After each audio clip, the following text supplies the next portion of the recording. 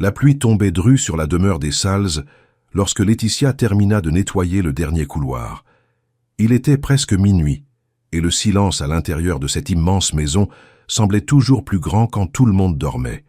Elle était épuisée, les pieds douloureux dans ses baskets usées, mais elle devait encore ranger les produits, fermer les fenêtres et vérifier que les salons étaient prêts pour l'événement du lendemain. Pendant qu'elle inspectait le grand salon, quelque chose en elle ne cessait de la tourmenter. Depuis qu'elle avait découvert ce portrait, le petit garçon blond aux yeux verts qui souriait devant une fenêtre ensoleillée, son esprit ne trouvait plus de repos. Il était impossible d'oublier le choc, la sensation que le sol avait disparu sous ses pieds. Même des heures plus tard, le visage du garçon pulsait encore en elle comme une plaie ouverte. Raphaël, son Rapha, le petit garçon qu'elle avait aimé comme un frère et à qui elle avait promis de ne jamais l'abandonner. Laetitia respira profondément, essayant de chasser ses souvenirs, mais c'était inutile. Depuis l'instant où elle avait vu le portrait dans le bureau d'Eduardo Salles, toute sa vie avait basculé. Elle avait besoin de réponses, mais Eduardo avait claqué la porte avec brutalité. Il lui avait ordonné de rester loin, de ne plus prononcer le nom de son fils mort, d'oublier tout ça. Mais elle ne pouvait pas oublier. C'est pourquoi, déterminée, Laetitia marcha dans le couloir qui menait au bureau. Ce n'était pas son heure de pause, elle n'avait pas la permission d'entrer là, et elle se ferait certainement sévèrement réprimander si on la surprenait, mais elle devait comprendre. Elle devait revoir le portrait, confirmer que son esprit ne lui jouait pas des tours. En approchant de la porte, elle entendit des voix qui n'auraient pas dû être là à cette heure-ci. Elle se figea. « Je vous ai déjà dit que je ne voulais plus en parler », déclara la voix d'Eduardo, dure, presque désespérée. « Vous ne pouvez pas continuer à faire comme si rien n'avait eu lieu », répondit Clarisse, la gouvernante. Mais il y avait quelque chose de différent dans sa voix, quelque chose entre la peur et la frustration. Laetitia s'approcha un peu plus, le cœur battant à tout rompre. « J'ai enterré mon fils », insista Eduardo. « J'ai enterré ce qui restait de moi le même jour. »« Vous avez enterré un mensonge », répliqua Clarisse, « et vous le savez. » Un silence lourd s'abattit. Laetitia sentit sa respiration se bloquer. « Sortez d'ici, Clarisse », dit enfin Eduardo, épuisé. « S'il vous plaît, je n'ai plus la force pour ça. » Des pas. La porte s'ouvrit. Laetitia se cacha derrière la colonne, le cœur tambourinant. Clarisse passa, affolée, essuyant ses larmes. Quand elle eut disparu dans le couloir, Laetitia resta paralysée quelques secondes. Puis elle prit une décision. Elle entra. Eduardo était assis à son bureau, tenant une bouteille de whisky qui tremblait légèrement dans ses mains. Son visage semblait avoir vieilli de 10 ans en quelques heures à peine. Lorsqu'il leva les yeux et vit Laetitia, son expression se ferma. « Que fais-tu ici » demanda-t-il d'une voix glaciale. « J'ai besoin de savoir » répondit Laetitia avec fermeté, même si ses mains tremblaient. « J'ai besoin de comprendre pourquoi le visage du garçon sur le portrait est le même que celui du petit garçon avec qui j'ai grandi à l'orphelinat. » Eduardo détourna le regard. « Je ne te dois aucune explication. »« Si, vous m'en devez, » murmura-t-elle. « Parce que vous ne jouez pas seulement avec vos propres souvenirs, vous jouez aussi avec les miens. » Il resta silencieux très longtemps. Assez longtemps pour que Laetitia pense qu'elle allait être mise à la porte sur le champ. Mais il finit par fermer les yeux et soupirer. « Que veux-tu savoir ?»« Je veux savoir qui était Raphaël, » répondit-elle, « ce qui lui est vraiment arrivé. » L'expression d'Eduardo changea. Elle n'était plus arrogante ni irritée. Elle était brisée, douloureuse. « Raphaël était mon fils, » dit Eduardo, la voix brisée, « et je lui ai fait défaut dès le premier jour. » Laetitia sentit sa poitrine se serrer. « C'était mon meilleur ami, » dit-elle, « mon frère de cœur. » Eduardo finit par la regarder dans les yeux. « Alors assieds-toi, » demanda-t-il, vaincu. « Si tu as vraiment connu mon fils, alors peut-être mérites-tu de connaître toute la vérité, même si ça fait mal. » Elle obéit, s'installant dans le fauteuil face au bureau. « Raphaël était tout pour Isabella, » commença Eduardo. Elle l'adorait. C'était une mère parfaite. Moi, pas autant. Laetitia ne l'interrompit pas. « Et puis, » poursuivit-il, « il y a eu l'accident. » Il raconta la route mouillée, le camion qui avait dévié, la chute dans le ravin. Sa voix tremblait davantage à chaque phrase. « Quand je me suis réveillé à l'hôpital, on m'a dit que mon épouse était morte, et que Raphaël... » Sa voix se brisa, qu'il avait été emporté par le courant. Laetitia déglutit. « Mais c'est un mensonge, n'est-ce pas ?» demanda-t-elle doucement. Eduardo leva les yeux vers elle. « On n'a jamais retrouvé son corps. » Le silence explosa entre eux. « Pourquoi ne l'avez-vous jamais dit ?» demanda Laetitia, sentant les larmes lui brûler les yeux. « Parce que je ne supporte pas la culpabilité, » avoua Eduardo. « Parce que savoir que mon fils est peut-être vivant, c'est une espérance trop douloureuse. » « L'espérance ne fait pas mal, » affirma Laetitia avec force. « L'abandon fait mal, le silence fait mal, mais pas l'espérance. » Eduardo ferma les yeux, vaincu. « Je ne sais pas où chercher, » murmura-t-il. « Moi, je sais, » répondit Laetitia, la voix ferme comme l'acier. « Et je vais vous aider. » Il ouvrit les yeux, surpris. « Pourquoi? Après tout ce que je t'ai fait ?» Laetitia inspira profondément. « Parce que j'ai promis à Raphaël que je ne le laisserai jamais seul. » Et cette promesse n'a toujours pas été tenue. Les yeux d'Eduardo s'emplirent de larmes silencieuses. « Et par où commence-t-on » Laetitia regarda le portrait accroché au mur. « Par la dernière piste que nous ayons, » répondit-elle, « là où tout s'est terminé, ou là où tout a commencé. » Le soleil n'était pas encore levé lorsque Laetitia quitta la demeure, avec un simple sac à dos sur l'épaule. Eduardo se tenait sur le seuil, les clés de la voiture à la main, paraissant plus anxieux qu'il ne voulait le montrer. Clarisse, toujours stricte, se tenait un peu en retrait, tenant une planche remplie de documents. « Tu es sûr de toi ?» demanda Eduardo, la regardant comme si sa réponse pouvait définir tout son destin. « Si je ne l'étais pas, je ne serais pas là, » répondit-elle avec fermeté. Clarisse soupira, ajustant ses lunettes. « Le coordinateur de l'équipe de secours habite toujours la ville voisine, » dit-elle. « J'ai réussi à obtenir l'adresse exacte. » Eduardo hocha la tête, inspira profondément et ouvrit la portière de la voiture. « Nous allons retrouver mon fils, » déclara-t-il, avec un poids ancien dans la voix. « Nous allons retrouver notre Raphaël, » corrigea doucement Laetitia. Le trajet dura un peu plus de 2 heures. La route sinueuse semblait chargée d'une énergie étrange, comme si ces chemins se souvenaient encore de la tragédie qu'ils avaient vue. Laetitia regardait par la fenêtre, revivant les souvenirs de l'orphelinat, se demandant comment aurait été la vie de Raphaël si les choses avaient été différentes. Quand ils arrivèrent dans la petite ville, ils s'arrêtèrent devant un bâtiment simple qui abritait un centre communautaire. Un homme grand à la barbe grisonnante balayait l'entrée. Eduardo descendit le premier. « Aitor Campos » appela-t-il. L'homme leva le visage et, l'espace d'un instant, sembla voir un fantôme. « Monsieur Sals » murmura-t-il. « Ça fait tellement d'années. »« Nous devons vous parler, » dit Eduardo en s'approchant. « C'est à propos de Raphaël. » Aitor lâcha le balai, visiblement troublé. « Je savais que ce jour viendrait, » avoua-t-il. « Entrez. » Ils s'installèrent dans une petite pièce. Les murs étaient couverts de photos d'entraînement et de secours. Aitor ouvrit un tiroir et en sortit un dossier ancien, jauni par le temps.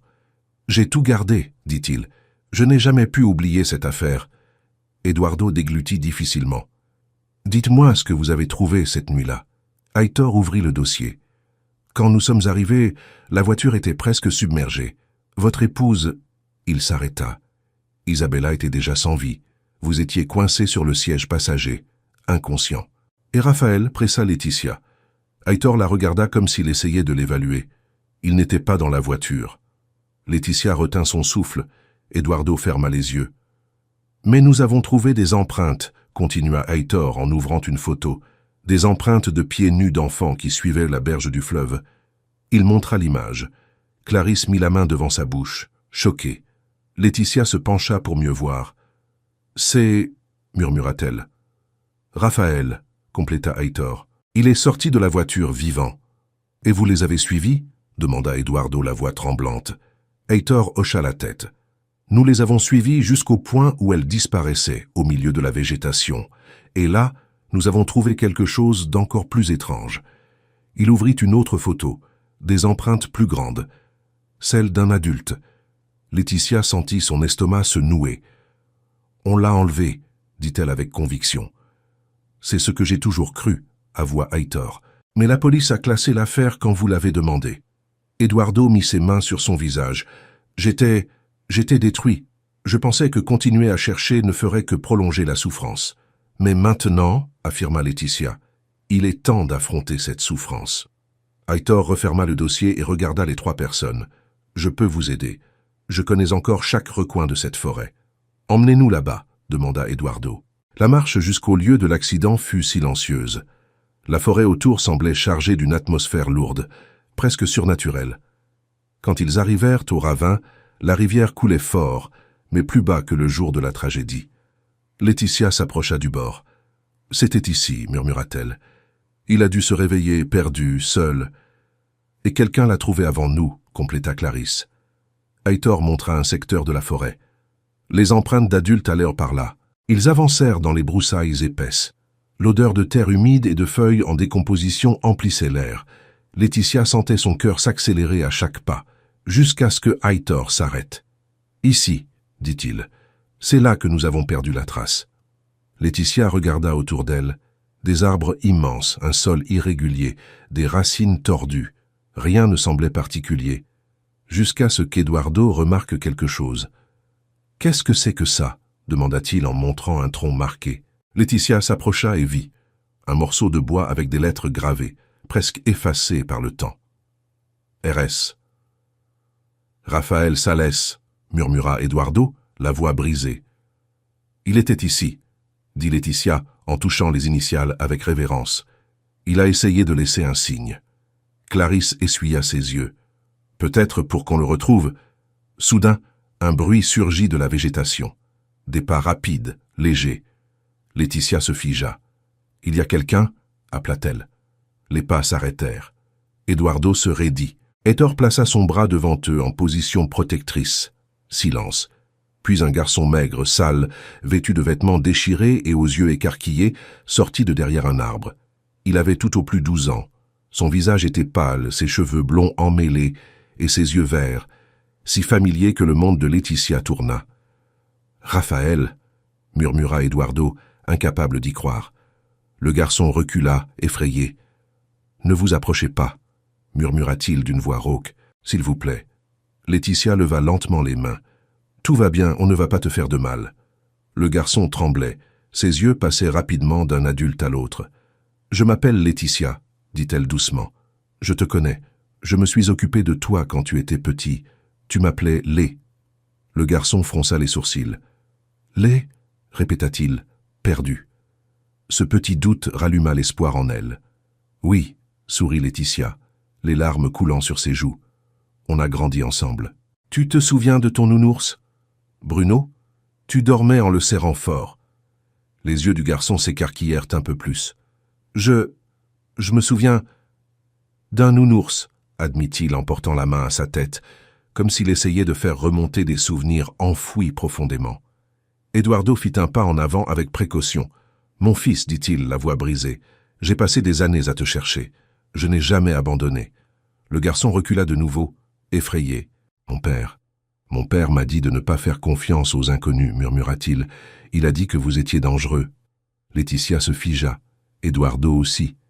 Ce fut Aitor qui posa la question. « Qui est ton père ?» Le garçon hésita. « Il s'appelle Vitor. » Le monde sembla s'arrêter. Clarisse mit la main devant sa bouche. Eduardo devint blanc comme un linge. Laetitia sentit ses jambes fléchir. « Il est ici ?» demanda Eduardo. « Il t'a emmené ?» Le garçon déglutit. « Il est parti hier. Il a dit qu'il revenait, mais il n'est pas revenu. » Laetitia s'approcha lentement. « Raphaël, » dit-elle doucement, « tu es venu avec lui quand tu étais petit. Il t'a dit qu'il t'avait sauvé, n'est-ce pas ?» Le garçon hocha la tête. « Il m'a sorti de l'eau. Il a dit que vous vouliez me faire du mal. » Laetitia inspira profondément, retenant ses larmes. « Il a menti. Il t'a sorti de l'eau.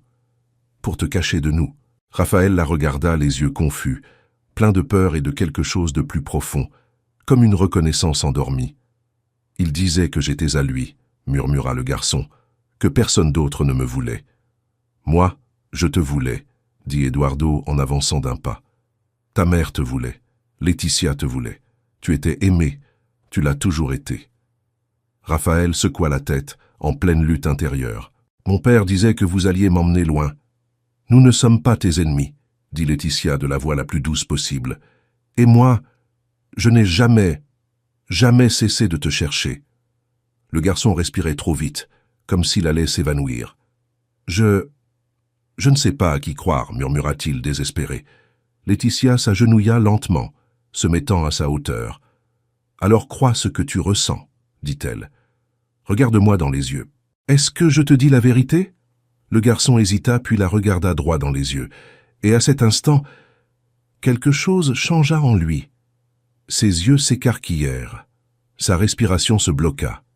« murmura-t-il, comme s'il redécouvrait un trésor enfoui. « Je me souviens, tu me tenais la main quand j'avais des cauchemars. » Laetitia pleura. « Oui, Rafa, c'est ça.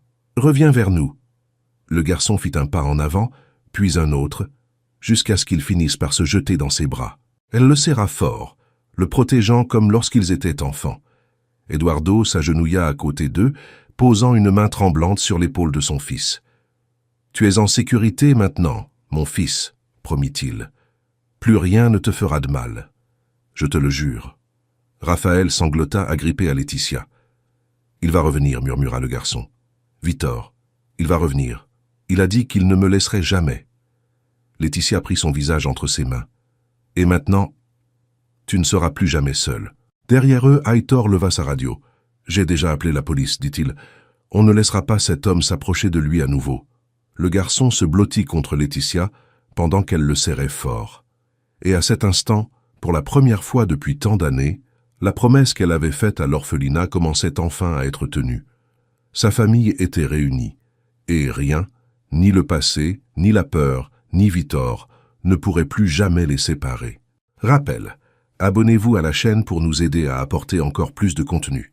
Merci.